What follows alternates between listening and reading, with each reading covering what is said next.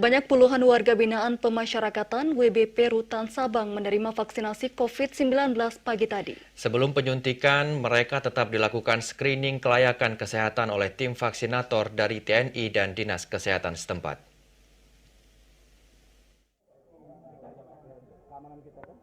Puluh dari 85 WBP yang berada di Rutan Kelas 2B Kota Sabang menerima vaksinasi COVID-19 Selasa pagi.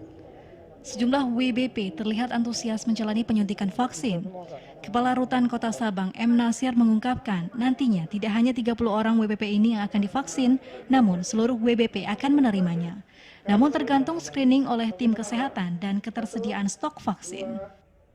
Kita laksanakan vaksinasi ini juga kepada seluruh warga binaan.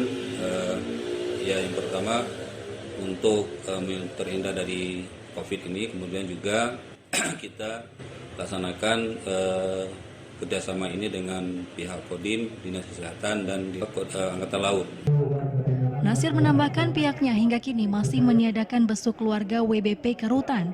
Sebelumnya sebanyak 36 petugas Rutan Sabang juga sudah menjalani vaksinasi hingga dosis kedua di Puskesmas Sukakarya, Kota Sabang. Salah seorang petugas administrasi Rutan Sabang, Sudarmansyah, mengungkapkan menjalani vaksin atas kemauan sendiri untuk mempertahankan kesehatan. Meski begitu, hingga saat ini ia mengaku tetap melaksanakan prokes di kesehariannya. Alhamdulillah, tidak ada terjadi apa-apa, sehat sampai sekarang ini. Ya. Maksudnya, ya sama aja. Jadi nggak ada merasa apa-apa lah gitu kan setelah divaksin.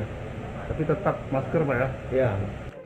Kegiatan vaksinasi bagi WBP Rutan Kelas 2B Kota Sabang juga mendapat kunjungan dan Lanal Sabang Kolonel Laut P. Ardi Sunario, Kepala Staf Kodim Kasdim Mayor Infanteri Solikin, dan Wakapolres Sabang Kompol M. Husin. Dari Sabang, Mahfud, TVRI melaporkan.